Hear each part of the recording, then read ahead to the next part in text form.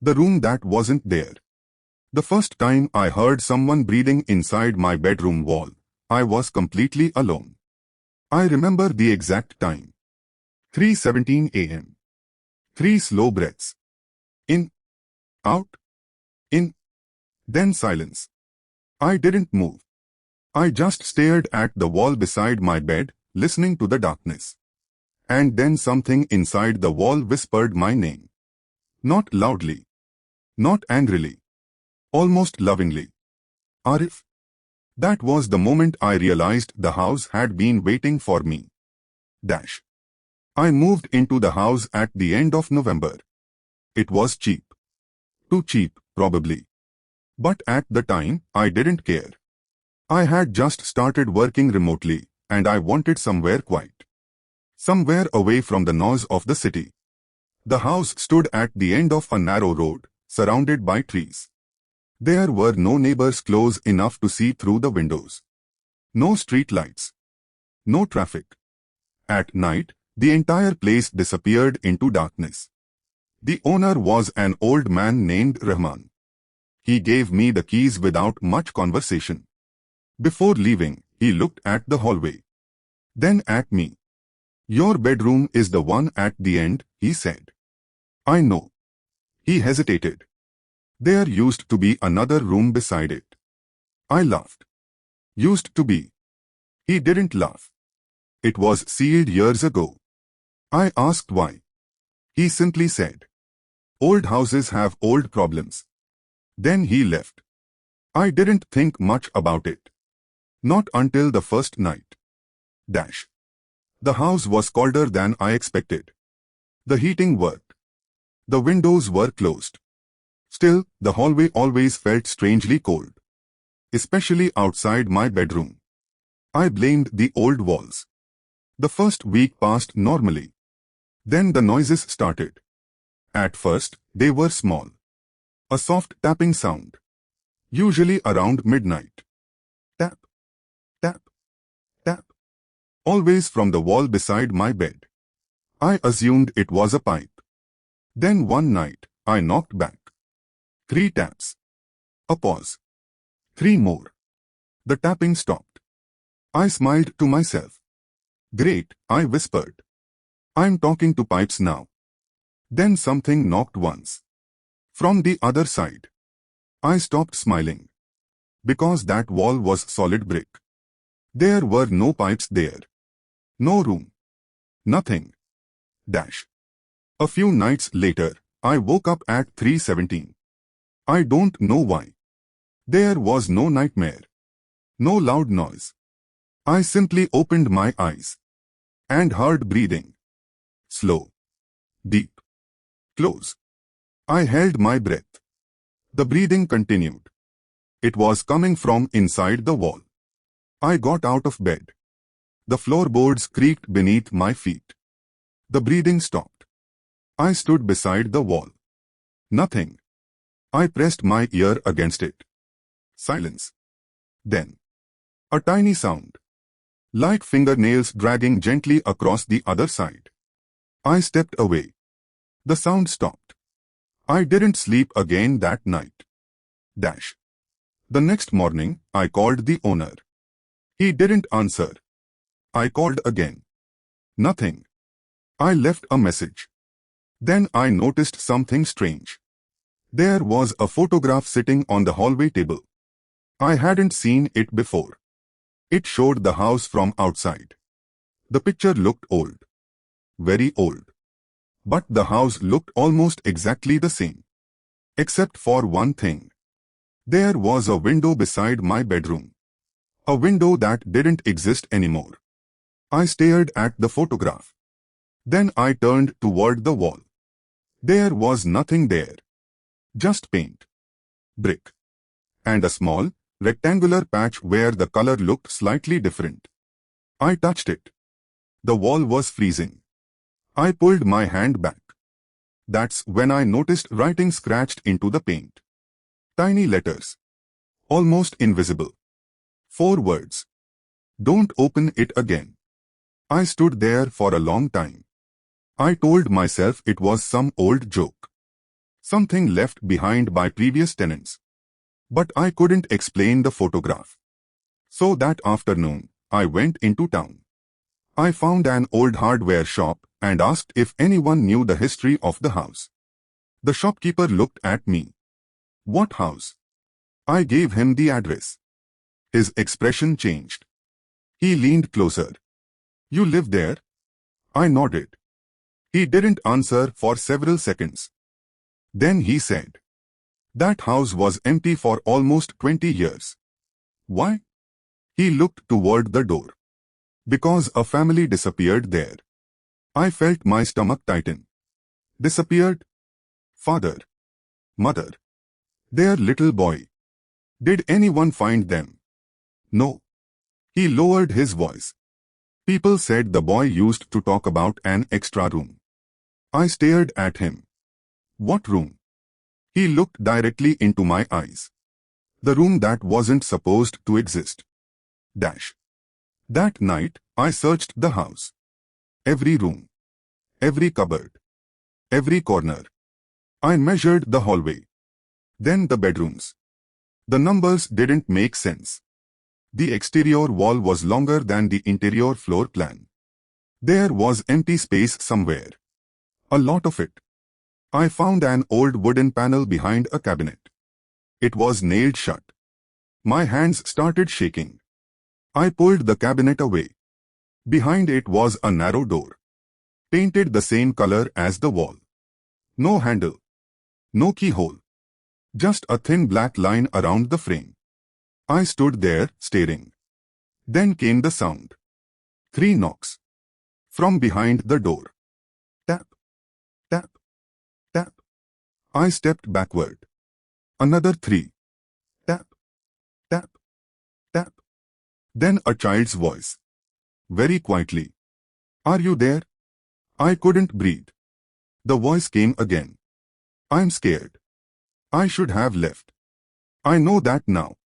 I should have walked out of that house and never looked back. Instead, I opened the door. Dash. There was a staircase behind it. A narrow staircase leading down. That made no sense. The house had no basement. At least, not according to the owner. I turned on my phone flashlight. The stairs disappeared into darkness. I counted them as I went. 1, 2, 3. The air became colder. 4, 5, 6. The smell changed too. The house smelled old. Dusty. But down there, it smelled like rain. Like wet earth. Like a place that hadn't seen sunlight in years. At the bottom was a hallway. Long. Much longer than the house itself. There were doors on both sides. All of them closed. And at the very end, a small wooden chair. Facing the wall. I took one step forward. The chair moved. Just slightly. I froze. Then I heard a voice behind me. Why did you come back? I turned. Nobody was there. My phone light flickered. For half a second, I saw something standing at the end of the hallway. A child. Small. Thin. Wearing an old white shirt. Then the light stabilized. Nothing.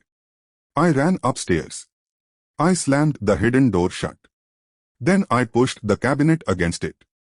I spent the rest of the night sitting on my bed. I didn't tell anyone. I didn't call the owner. I didn't sleep. At 3:17 a.m., someone knocked from inside the wall. 3 times. Then the child's voice whispered. You opened it. Dash. The next morning, I packed my things. I was leaving. I didn't care about the money. I didn't care about the job. I just wanted out.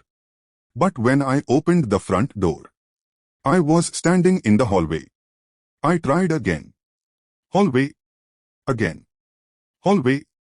The front door had become another door inside the house.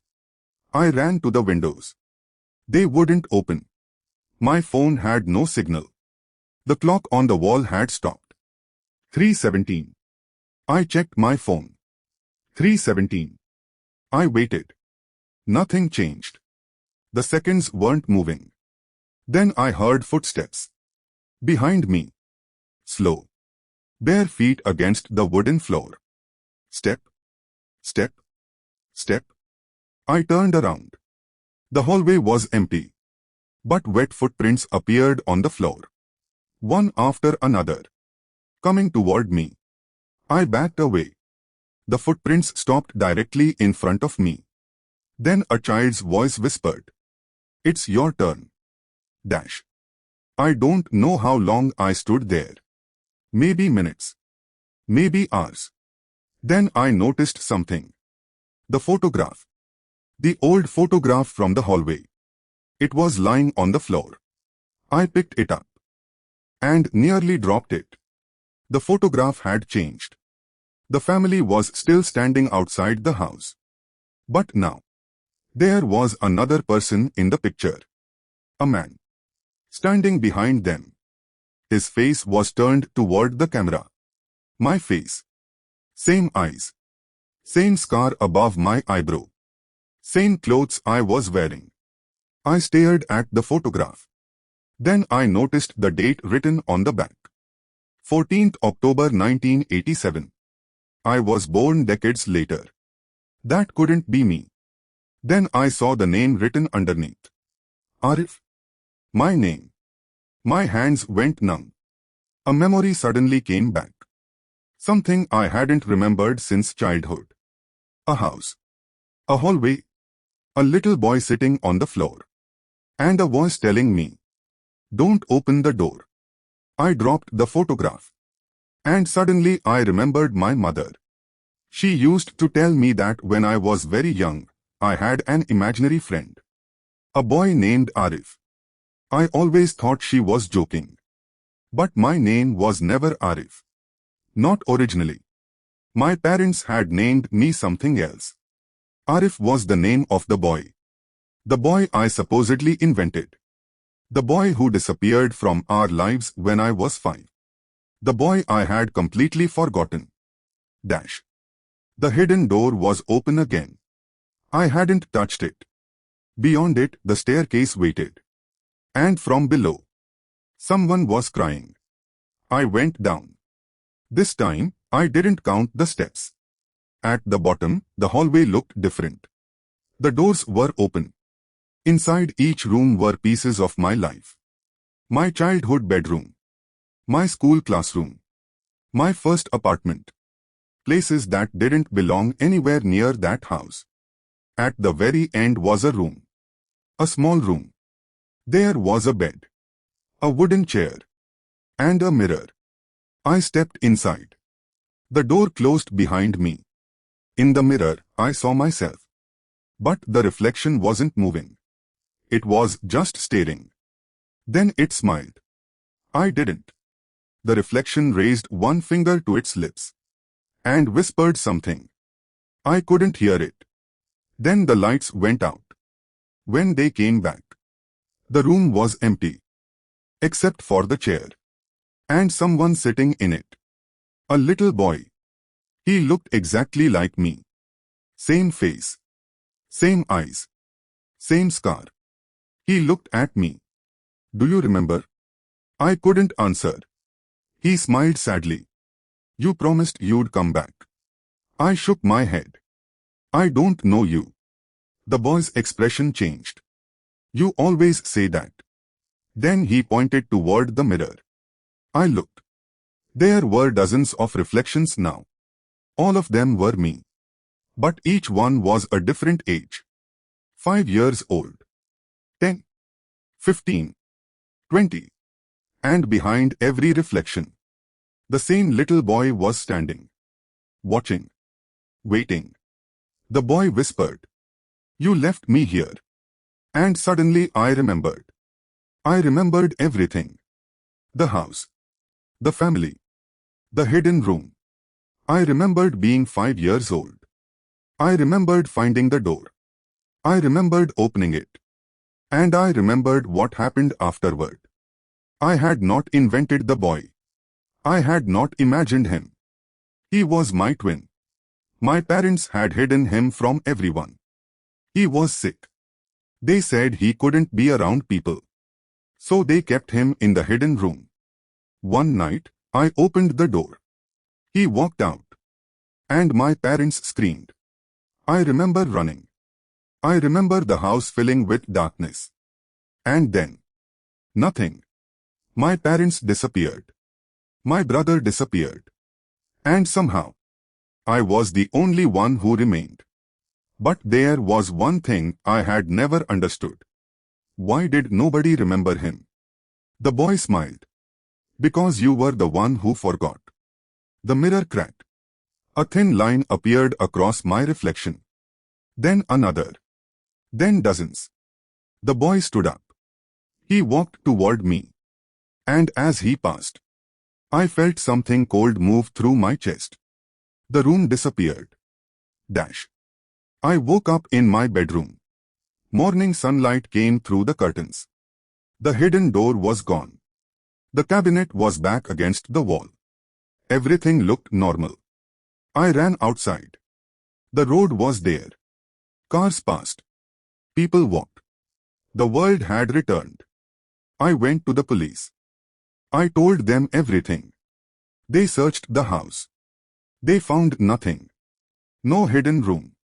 No staircase. No photograph. No evidence of a missing family. The owner never answered my calls. Eventually, I moved away. I found a new apartment. A new job. A new life. For several months, nothing happened. Then, one night, I woke up at exactly 3:17. I heard breathing. Slow. Deep.